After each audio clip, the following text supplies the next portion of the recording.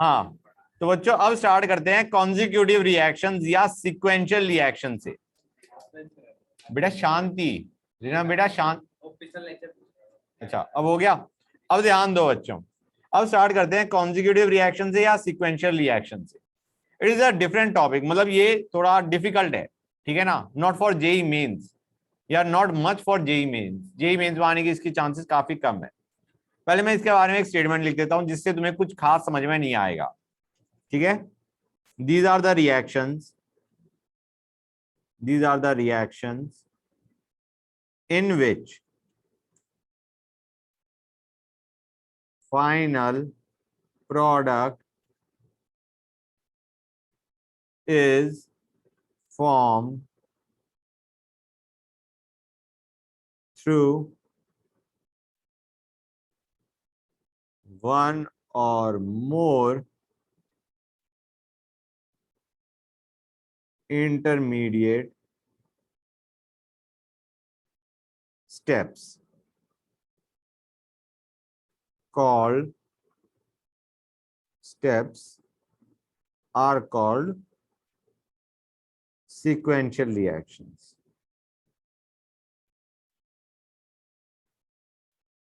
Okay बच्चों, वो reaction जिनमें जो तुम्हारा प्रोडक्ट है वो इंटरमीडिएट स्टेप्स, मतलब उसमें कई सारे इंटरमीडिएट स्टेप्स हैं, ऐसी रिएक्शन को क्या बोलते हैं, sequential reaction. There are intermediate steps involved in the product form.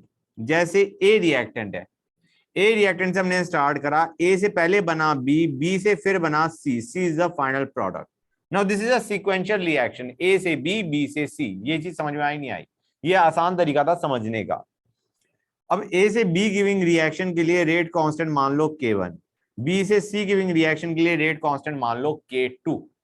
अब गाइस यहाँ पे सबसे सिंपल तरीका समझने का, एक इंपॉर्टेंट चीज समझने की क्या है कि ऐसा नहीं हो रहा ए से पहले सारा बी बना फिर बी से सी बना। I mean this is a से बी, बी से सी एक साथ हो रहा है, साइमल्टेनियसली हो रहा है।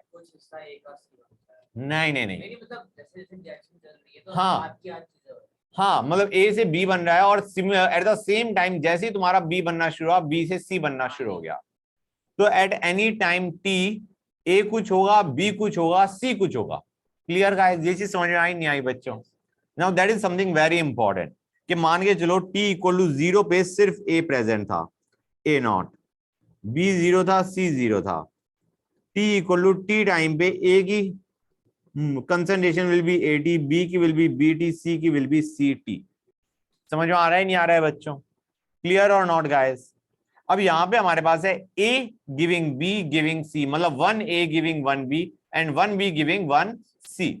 तो गाइस यहां पे तुम समझ सकते हो कि तुम्हारा इन तीनों की कंसंट्रेशन का sum will be equal to A naught. समझ में आ रहा है नहीं आ रहा है guys? concentration of A at time t plus concentration of B at time t plus concentration of C at time t will be equal to A naught। हाँ या ना? Clear guys? इसमें किसी बच्चे को कोई डाउट?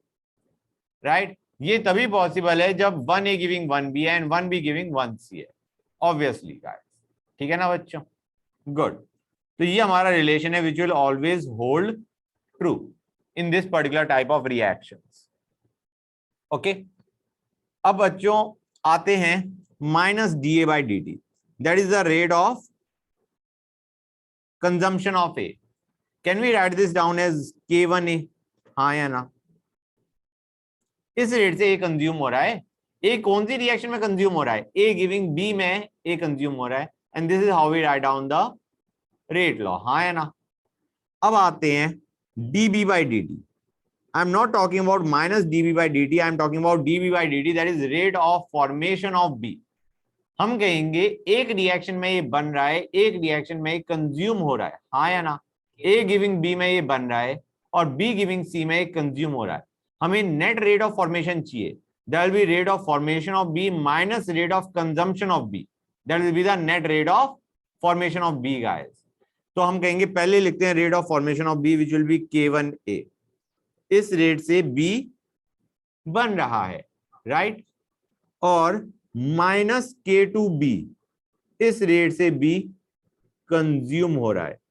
तो this whole expression will give you net rate of formation of B. ये चीज समझ में आई नहीं आई बच्चों? इस रेट से बी बन रहा था, इस रेट से बी कंज्यूम हो रहा है, so this entire expression will give you net rate of formation of B guys. अगर तुम ध्यान से देखो, ये वही क्वेश्चन है एक तरीके का जो हमने लास्ट क्लास में लास्ट क्वेश्चन किया था, हाँ या ना बच्चों? गुड। अब आते हैं डीसी बाई डी पे, rate of formation of C, that will be nothing but K two B, हाँ या ना? यहां तक कोई डाउट किसी भी बच्चे को? D C by D rate of formation of C it will be equal to K two B. यहां तक किसी भी बच्चे को कोई भी डाउट? राइट। अब आते हैं ग्राफ पे बच्चों, let us see the graph of concentration. Graph क्या minus DV by D t करोगे तो that will be k two B minus के वन ए। फर्क क्या पड़ता है? Minus DV by D t is rate of consumption of B which will be the k two B rate of consumption of B minus के one A which is rate of formation of B. समझ गए बच्चों? तो minus DV by D T कर दो, expression में बस negative sign आ जाता दोनों साइड, कोई फर्क नहीं पड़ता।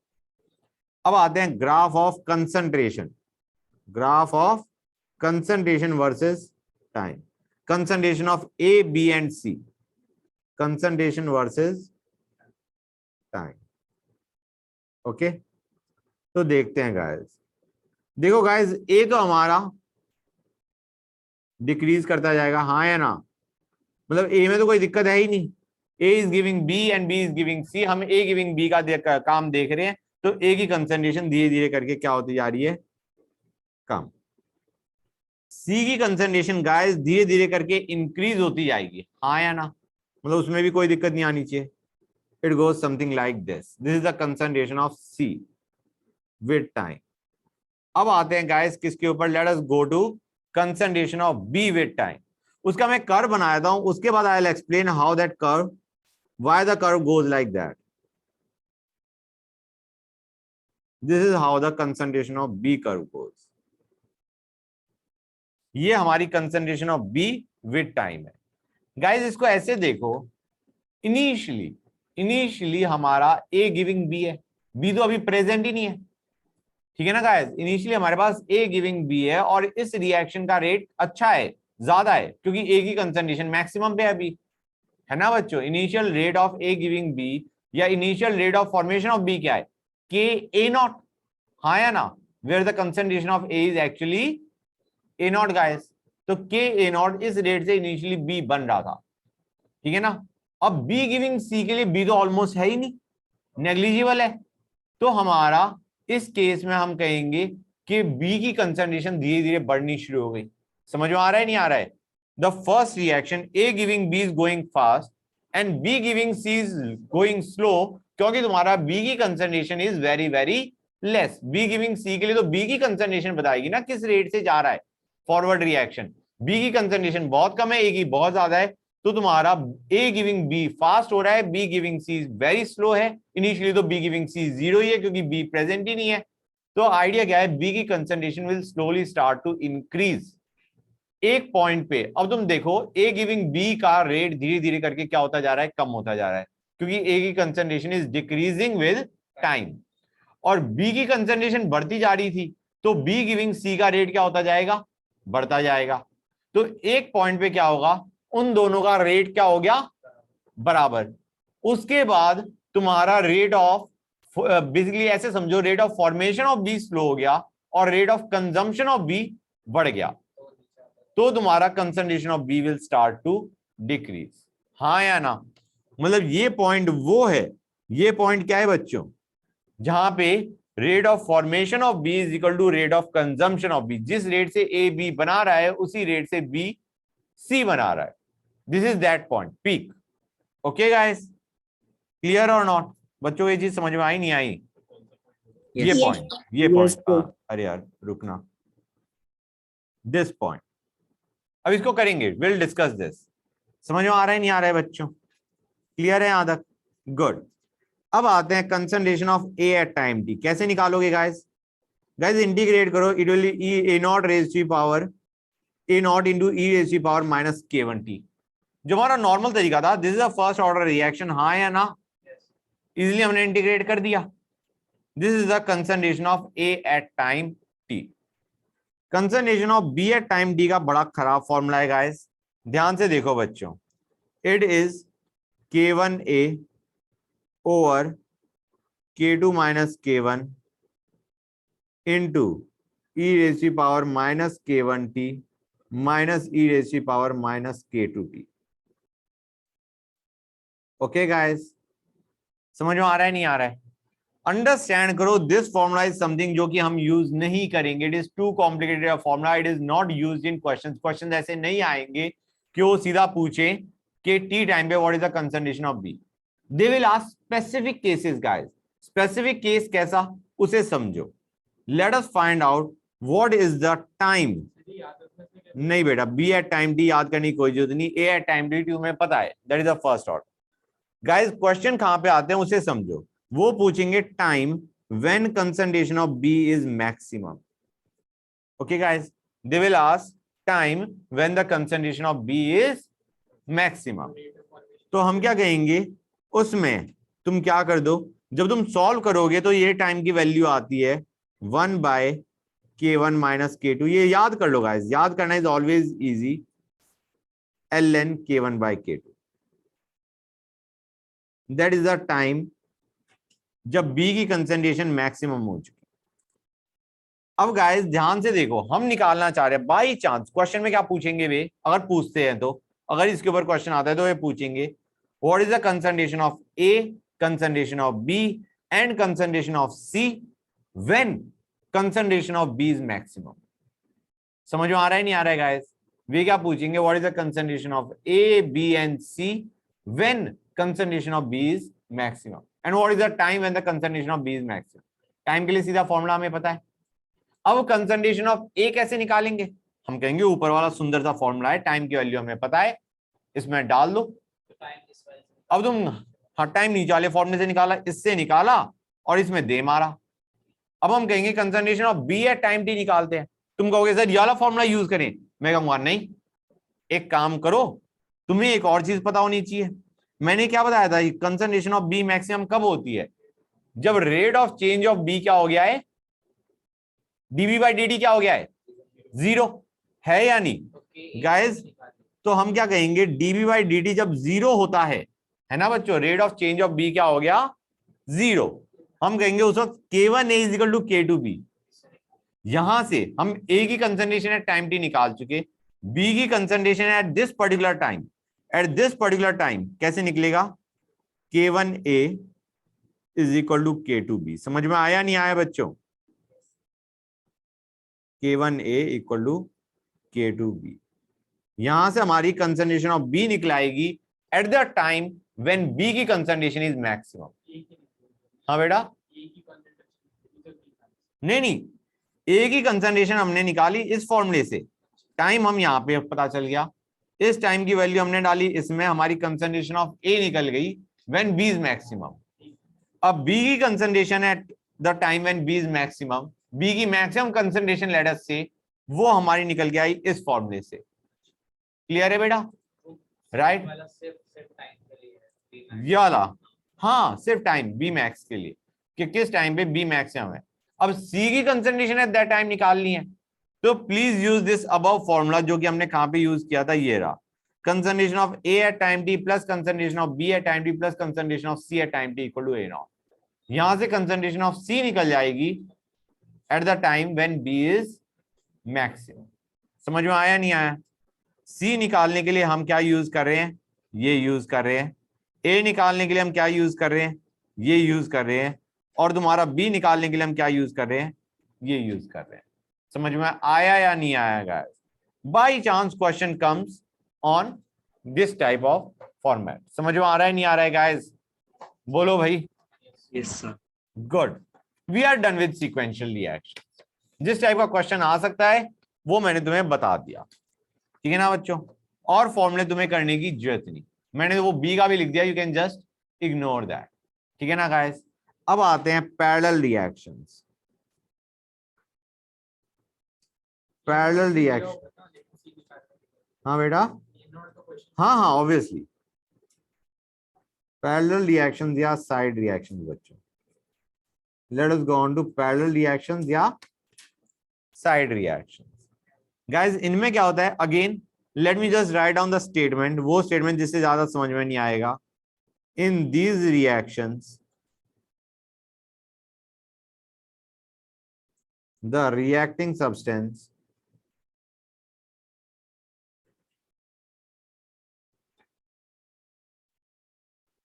follows two or more paths to give two or more products. बच्चे कहेंगे सर ये क्या कह दिया आपने, समझ में ही नहीं आया. क्या रिएक्टिंग सब्सटेंस फॉलोज टू और मोर पाथ्स टू गिव टू और मोर प्रोडक्ट्स. इसको समझो गाइस, हम क्या कहना चाह रहे हैं. हम कहना चाह रहे हैं ए है, ए तुम्हारा दो रिएक्शंस दे रहा है साइमल्टेनियसली, मतलब A giving B and A giving C. समझ में आया या नहीं आया बच्चों? A giving B and A giving C. Clear guys? A giving B के लिए रेट कांस्टेंट K1 है, ए गिविंग सी के लिए रेट कांस्टेंट K2 है. अब बच्चों what will be rate of consumption of A, written as minus dA/dt. क्या हम कहेंगे दोनों ही रिएक्शन में ए कंज्यूम हो रहा है? हाँ या ना? It will be K1A plus K2A. हाँ या ना? क्लियर और not guys? Which can be written as K1 plus K2A. हाँ या ना? Basically, this can be written as K1 plus K2 can be written as K effective for the parallel reactions. हाँ या ना बच्चों? राइट, मतलब यहाँ पे माइनस dA/dt जैसे हम कहते हैं ना, it is equal to K1A या KA. यहाँ पे K is K1 plus K2. कोई डाउट यहाँ तक बच्चों? हम कहेंगे यहां से concentration of A at time t निकल आएगी. A at time t will be A0 e raised to power minus K effective t. हाँ या ना? भाई K1 K2 की जगह K इफेक्टिव डाल दो. राइट? क्लियर है गाइस? K इफेक्टिव हमारा क्या हो गया? K1 plus K2. हाँ बेटा बोलो. ऊपर करना है, कितना ऊपर करना है? और ऊपर करना है क्या? तो स्टेटमेंट ये लो बेटा, note down the statement. Done sir. Done, that's nice. ठीक है, तो ये हमारा आ गया. मतलब ये तुम्हारा वही है जो हमने फर्स्ट ऑर्डर के लिए लिखा था. किसी बच्चे को यहां पे कोई भी डाउट नहीं. अब आते हैं dB/dt. dB/dt क्या होगा guys? Can we write down B किस में फॉर्म हो रहा है? ए गिविंग बी में फॉर्म हो रहा है with the rate constant K1. तो क्या हम लिख सकते हैं it will be equal to K1A. हाँ या ना? Yes. And similarly dC/dt will be equal to K2A.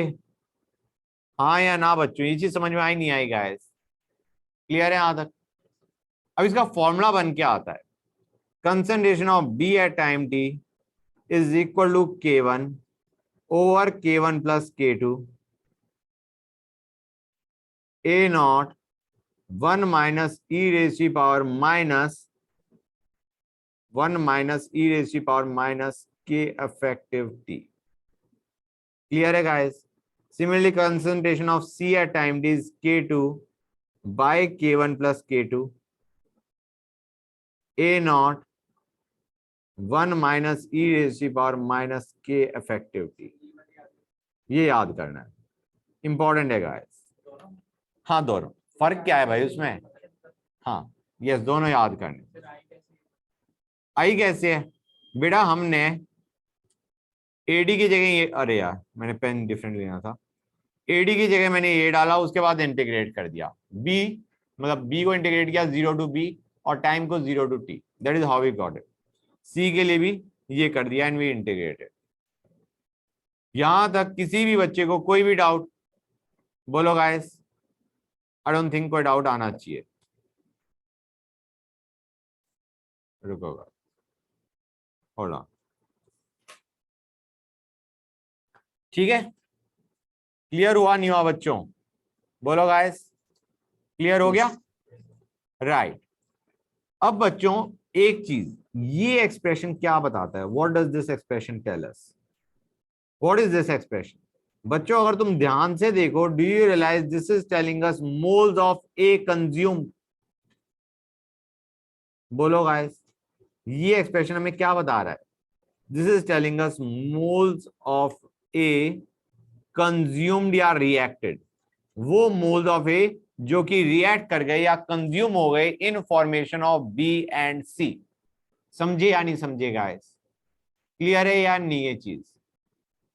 This is what it is telling अस। तुम ऐसे देख सकते हो गाइस, सपोजिंग ए गिविंग बी होता, ये जब हम फर्स्ट ऑर्डर रिएक्शन करे थे तब हमने देखा था भाई ये कंसंट्रेशन ए की इनिशियली थी, एट टाइम टी क्या थी?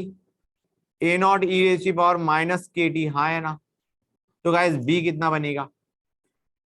बी कितना बनेगा मतलब कितना रिएक्ट कर गया होगा ए, ये बताओ। A naught 1 minus E raise to power minus K T, हाँ है ना?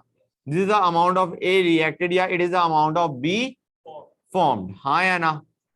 जिसको हम क्या लिखते थे यार, ये ए टी है, A T plus B T equal to A naught, जहां से हमारा बी टी क्या आया था? A naught 1 minus E raise to power minus K T.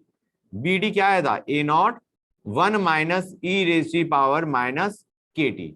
यहां पे के के बजाय क्या आ गया? K effective. क्लियर और नॉट गाइस? बच्चों ये चीज समझ में आ गई हर एक बच्चे को? राइट।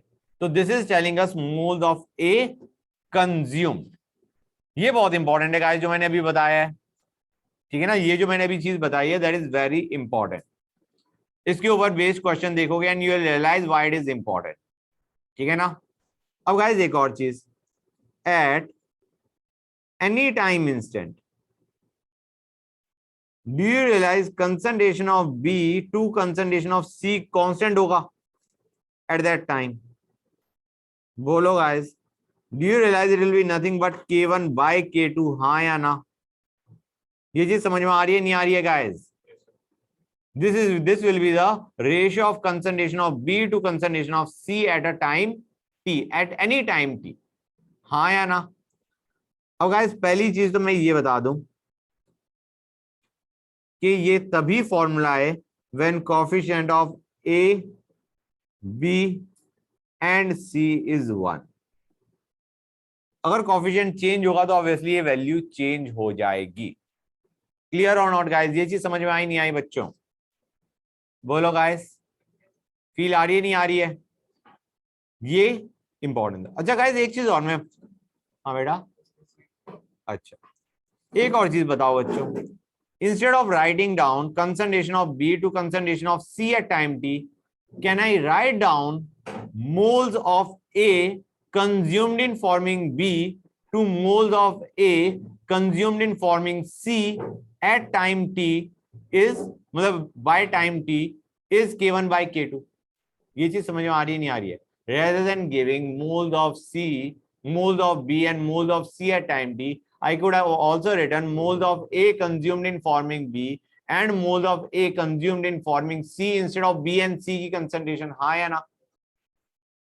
ये चीज क्लियर हुई या नहीं हुई? नहीं हुई बेटा? ये समझो बी और सी के, ये क्या दे रहा है?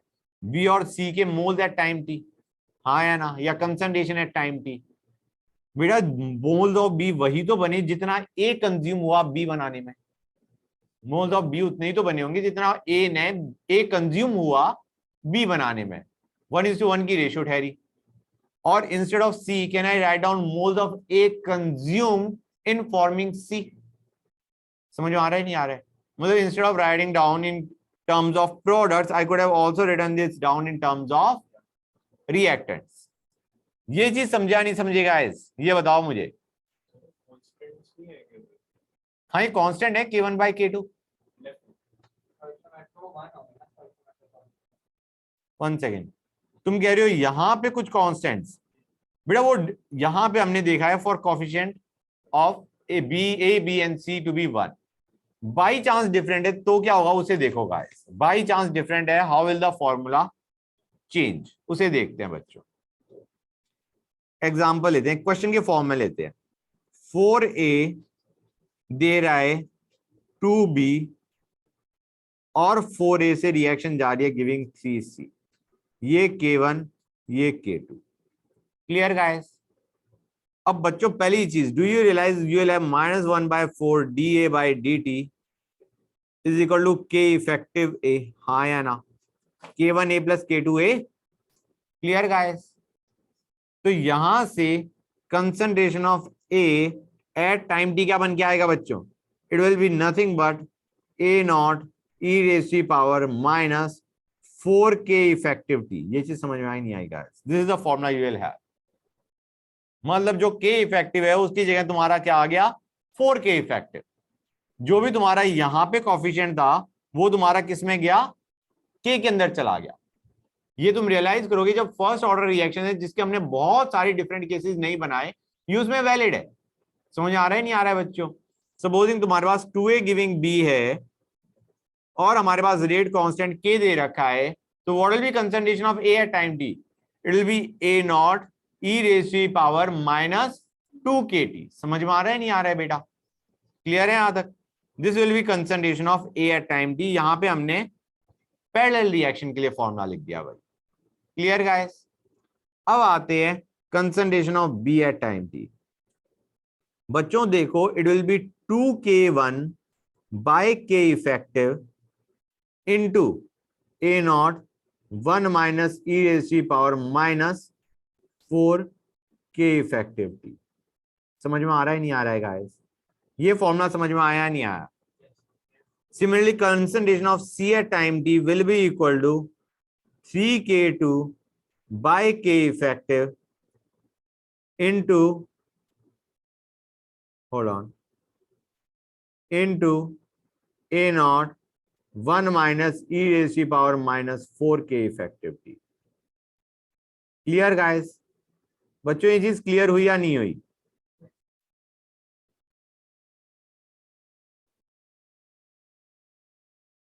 That is the formula that you get. Okay guys? समझ गए? गुड। ये तुम्हारा 2 और 3 कहां से आ रहा है? अगर तुम ध्यान से देखो यहां पे, तो हमारा रिएक्शन क्या था? Basically 4A giving 2B and 4A giving 3C। Do you realise you will have 1/2 dB/dt equal to K1A? हाँ या ना? And you will have 1/3 dC/dt is equal to K2A। ये चीज समझ में आई नहीं आई बच्चों? ये तुम्हारा यहां से फॉर्मूला आ रहा है, मतलब यहाँ पे जो 2 आ रहा है और यहाँ पे जो 3 आ रहा है, 2K1 and 3K2, this is how you are getting the expression guys. Feel आई नहीं आई बच्चों? क्लियर हो गया? किसी बच्चे को कोई डाउट? अब गाइस यहाँ पे ये जो चीज थी, what was this telling us? Moles of A consume, overall moles of A consume. We are not concern with the moles consumed in forming B and the moles consumed in forming C. This is giving us overall A consumed. हाँ, total A consumed by that time. समझ में आया या नहीं आया बच्चों? Guys ये चीज क्लियर हुई या नहीं हुई? ऑनलाइन वाले बच्चों बताओ भाई, you are not answering, you are suppose to answer. Guys yes sir. Good. अब एग्जांपल लेते हैं। Let us take an example. Example हम किसका उठाएंगे बच्चों? ऑर्गेनिक का। बच्चे कहेंगे सर ऑर्गेनिक क्यों घुसा रहे हो आप? लेकिन बेटा इंपॉर्टेंट है, तुम थोड़ी बहुत चीजें रियलाइज भी कर जाओगे पैरेलल रिएक्शंस का। गाइस डू यू रियलाइज कि जब हम एल्काइल हैलाइड में KOH लेते हैं, हमारे पास दो कंडीशन होती हैं, एल्कोहलिक लो या एक्वस लो। एक्वस ले होते हो तो क्या बनता है बच्चों? एक्वस लेते हो तो Br हटके OH लगता है, सब्स्टिट्यूशन होता है। एल्कोहलिक लेते हो तो एलिमिनेशन होता है। आइडिया क्या है? दोनों के चांसेस हैं, KOH के साथ दोनों के चांसेस हैं। एल्कोहलिक लोगे तो तुम्हारा मेजर क्या बनेगा? एल्कीन। एक्वस लोगे तो मेजर क्या बनेगा? Your alcohol. लेकिन दोनों के चांसेस हैं। Now these are parallel reaction. समझ में आ रहा है नहीं आ रहा है? ये भी बन सकता है, एल्कीन भी बन सकता है, और तुम्हारा एल्कोहल भी बन सकता है। दोनों की पॉसिबिलिटी है। मेजर कौन सा होगा that depends. On the conditions. Clear guys? वो ऑर्गेनिक में करेंगे, मतलब ये इसके हिसाब से भी हम नहीं देख रहे। ठीक है बेटा? हाँ, मतलब मीडियम हमने स्पेसिफाई नहीं किया है। ठीक है ना बेटा? क्यों अल्कोहलिक मीडियम है या तुम्हारा एक्वस मीडियम है। ठीक है ना? एक और एग्जांपल देखते हैं। हाँ बेटा, हाँ बेटा, वेरी गुड।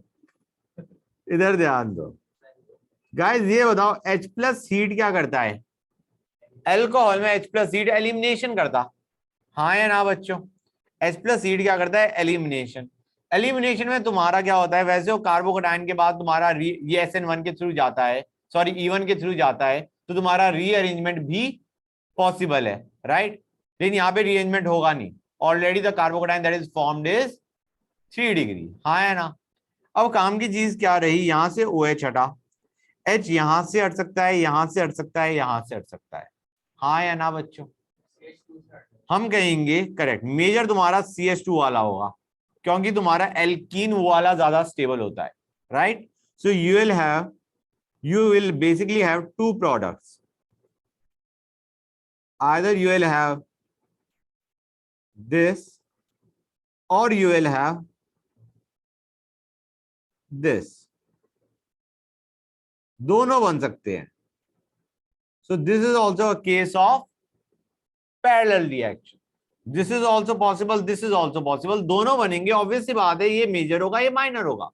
फील आ रही है नहीं आ रही है गाइस? बच्चों अब समझ में आ गया? मतलब now you are clear with your parallel reactions, हाँ या ना? हाँ बेटा, साइड प्रोडक्ट तुम्हारा वाटर एलिमिनेट हो रहा है, ठीक है ना? ओके गाइस, ये चीज समझ में आ गई? Now let us discuss some questions based on parallel reactions. बच्चों जो सीक्वेंशियल था उसमें एक पर्टिकुलर क्वेश्चन मैंने तुम्हें बता दिया किस टाइप से हो सकता है, उससे डिफिकल्ट वो पूछेंगे नहीं उसमें, क्योंकि उसमें तुम्हारा कैलकुलेशन बढ़ रही है, कोई नई चीज इंट्रोड्यूस नहीं हो रही। लेकिन इसके अंदर will discuss some questions and you will have to answer those questions guys.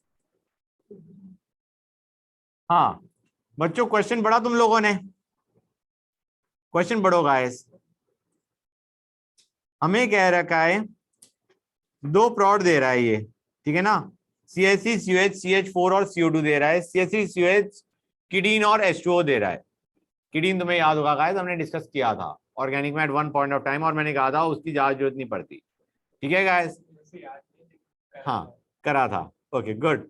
अब what is the fraction of acetic acid reacting as per reaction 1? उसने पूछा कितना एसिडिक एसिड रिएक्शन 1 में, मतलब 1 की तरफ जा रहा है।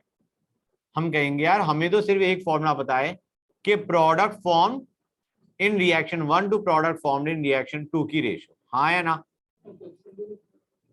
क्या क्वेश्चन ही समझ आया बेटा? अच्छा क्वेश्चन लिखना है? नहीं लिखो मत, सुनने पे ध्यान दो या सॉल्व करने पे ध्यान दो। हाँ लिखेंगे? लिखेंगे नहीं ना, सॉल्व करेंगे। PDF तो मैं दे रहा हूं ना, तो टेंशन क्यों ले रहे हो? इधर ध्यान दो, सॉल्विंग पे ध्यान दो। उसने पूछा है कितना एसिडिक एसिड रिएक्शन 1 की तरफ जा रहा है। हम कहेंगे हमें रिएक्टेंट के टर्म्स में नहीं पता, हमें प्रोडक्ट के टर्म्स में पता है कि product formed in reaction 1 to product formed in reaction 2 की रेशियो, हाँ या ना? तो हम कहेंगे let this be A, let this be A, let this be B, या लेट दिस बी, हम B और C ले रहे थे ना, let this be B, let this be C। हाँ बेटा बोलो। अबे नालायक, एक मिनट रुक जाओ। This will be equal to K1 by K2, हाँ या ना? क्लियर है या नहीं? ये CH2CO होगा, यही कह रहे होगे? हाय रे, ये लो। अब ठीक है बेटा, हैप्पी? वेरी गुड, हैप्पी होना जरूरी है। इधर ध्यान दो, concentration of B to concentration of C at time t is in the ratio K1:K2, हाँ या ना? बोलो गाइस, समझ में आ रहा है नहीं आ रहा है? हम कहेंगे जितना B, मतलब जितना तुम्हारा फर्स्ट रिएक्शन में प्रोडक्ट बना, टू जितना तुम्हारा सेकंड रिएक्शन में प्रोडक्ट बना, उसकी रेशियो पता चल गई। हम कहेंगे यार जो B और C बन रहा है उसी अमाउंट में तो तुम्हारा A कंज्यूम हो रहा होगा in reaction 1 and reaction 2, correct और नॉट गाइस? मतलब this can be written as A consumed in reaction 1 consumed in reaction 1 to A consumed in reaction 2 feel आ रही है नहीं आ रही है गाइस जो मैं बोल रहा हूं? गुड. मतलब बी और सी की concentration at time T can be written as this ratio. Feel आ गई guys? Now this is nothing but K1 by K2 basically. इतनी मेहनत क्यों कर रहा हूं? ये चीज समझ आ रही है नहीं आ रही है गाइस? ये हमारी वैल्यू कितनी है? 3 4 3:4. हाँ या ना? बोलो गाइस. अब उसने पूछा है what is the fraction reacting as per reaction 1. Fraction के लिए क्या करोगे guys? Do you realise it will be nothing but 3/7. बोलो गाइस. अरे भाई ये तो रेशियो दे रखी है ना, तो अगर हमें फ्रैक्शन चाहिए, what is the fraction of A reacting as per reaction 1, it will be 3/3 + 4 which is 3/7. हाँ या ना? गुड. हाँ, this is the amount of A reacting to give your first reaction. समझ में आ रहा है नहीं आ रहा? This is a fraction of A reacting in the first reaction, and 4/7 will be the amount of A reacting to give the second reaction. Clear बेटा? Good. एक और क्वेश्चन पे आते हैं guys. Let us go on to another question. हाँ बच्चों, guys बताओ इसका आंसर कैसे करोगे इसे? उसने देखा है A giving 3B and A giving 4C. अब बच्चों डू यू रियलाइज हमारा जो फॉर्मूला होता था, जो ऊपर हमने फॉर्मूला किया था, एक सुंदर सा फॉर्मूला, ये B at time T and C at time T. हाँ या ना? ये हमने किया था नहीं किया था गाइस? इसमें do you realise B at time T to C at time T क्या है बच्चों? कोई बताएगा मुझे? It is 2K1:3K2. मतलब 2K1 is to 3K2. Feel आ रही है नहीं आ रही है guys? That was the ratio of B is to C formed at time T. Clear है बच्चों?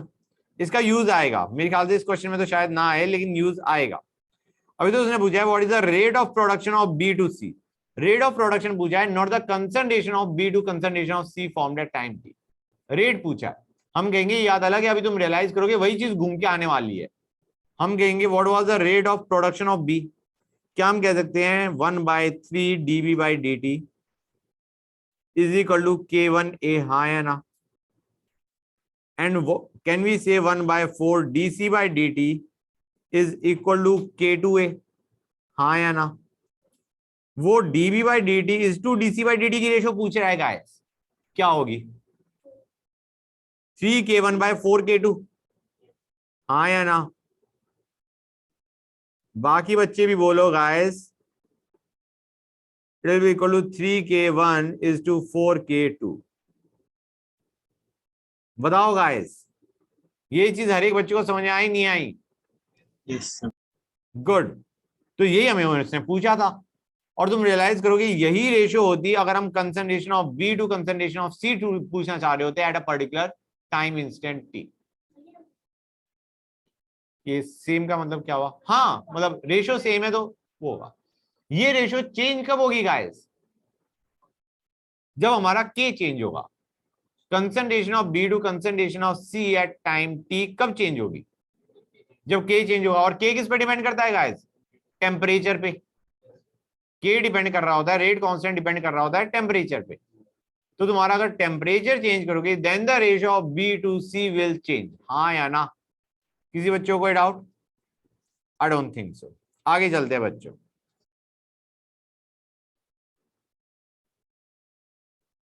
बच्चों क्वेश्चन पढ़ो. हम कहेंगे mole percent of B in the products. यार फिर उसने इस बार पहले उसने फ्रैक्शन पूछी थी, मतलब रिएक्टेंट के टाउन में फ्रैक्शन पूछी थी. अब वो प्रोडक्ट की मोल परसेंट पूछना चाह रहा है. It is as good as fraction निकाल के इनटू 100 कर देना. हाँ या ना? हम कहेंगे what is the concentration of B to concentration of C at time T. बोलो guys. It will be 1.25 basically K1/K2. हाँ या ना? अब उसने मोल परसेंट ऑफ B पूछा है इन the products. In the products बच्चों समझ आ रहा है नहीं आ रहा है? क्लियर और not guys?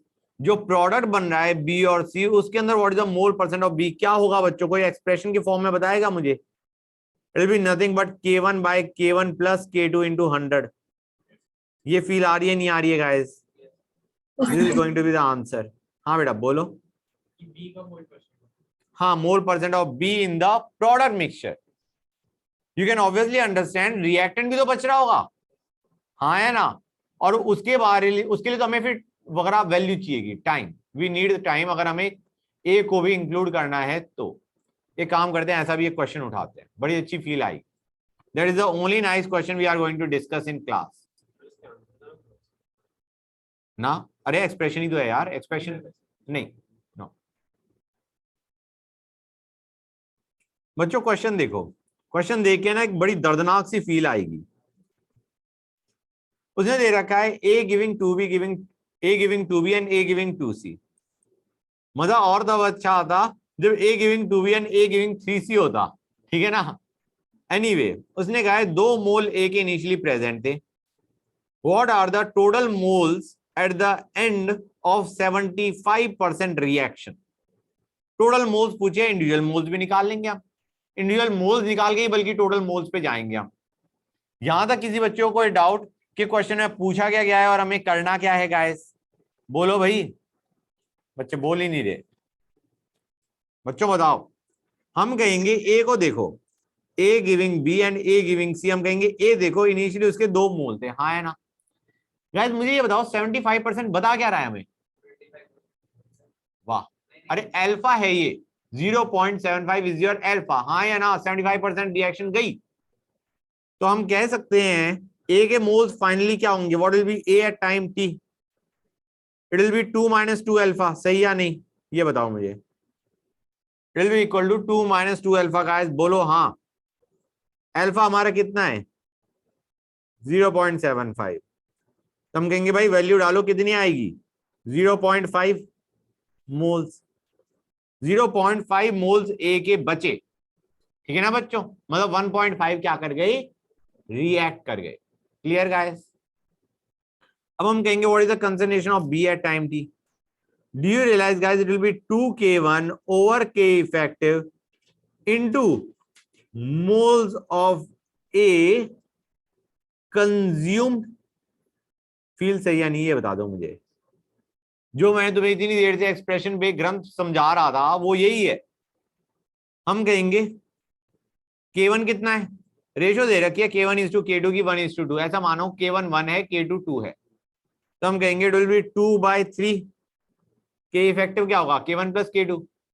2/3 into mole of A consumed कितने हैं बच्चों? 1.5। कितना देगा गाइस ये वैल्यू? 1 मोल। 1 मोल बी बनेगा। सी एट टाइम टी निकालना है, that will B 2K2 by K effective into mole of A consume which will B 1.5, हाँ है ना? इसको मैं लिख देता हूं पूरा, into moles of A consumed। Feel सही या नहीं बच्चों? which will be nothing but 4/3 into 1.5 which will be nothing but 2 moles। 2 moles C के। तो हम कहेंगे टोटल मोल्स कितने आ गए? 2 + 1 + 0.5 which is 3.5 मोल्स टोटल। अरे हाँ या ना? बच्चों कितना समझ में आया? Yes. बोलो गाइस, पूरा समझ में आ गया? गुड। नेक्स्ट पे आते बच्चों। हाँ बच्चों, गाइस क्वेश्चन पढ़ा, उस बंदे ने A giving two B A giving 3C दे दिया, K1 दे दिया, K2 दे दिया। उसने कहा कंसंट्रेशन ऑफ बी और कंसंट्रेशन ऑफ सी का सम है 2 molar. Then what will be the concentration of B and C at time T, at any time T? Okay guys, ratio तो सेम रहेगी। हम कहेंगे what will be the ratio of concentration of B to concentration of C? Guys कोई बताएगा मुझे? बच्चों मुझे इसका आंसर चाहिए, कुछ भी। मेरा ना मूड खराब हो रहा है गाइस। भाई कर क्या रहे हो? कोई k1/k2 की रेशियो दे रहा है, कोई k2/k1 की दे रहा है, और तुम्हारा वो जो 2 और 3 बी और सी के आगे उसको सब भूले जा रहे हैं। कर क्या रहे हो guys? 4/9, very good. Obviously guys 2k1/3k2, कैसी बात कर रहे हो? It will be 4/9। बच्चों ने ना मजे ले लिए। अरे तुम लोगों ने उल्टा ना किया, तुमने उसमें 2 और 3 भी खा गए। इधर ध्यान दो, ठीक है ना गाइस? तो दिस इज 4/9, हाँ है ना? हम कहेंगे बी और सी का सम कितना है? 2। Let the concentration of B and C be 4x and 9x। Feel सही। तो हमारा 13x इज इक्वल टू 2, हाँ या ना? अरे भाई कंसंट्रेशन ऑफ बी है 4x, कंसंट्रेशन ऑफ सी है 9x, 13x equal to 2, x equal to 2/13। अब हम कहेंगे what will be the concentration of B at time t? It will बी 4x। x की वैल्यू हमें पता है। Concentration of C at time t क्या होगा बच्चों? It will be 9x। हो गया नहीं हो गया गाइस? बच्चों बोलो, कुछ तो बोलो। Yes, sir. गुड। हमारा एडवांस काइनेटिक्स हो गया खत्म, ठीक है? अब आते हैं नई चीज पे guys. Now we will start with something new.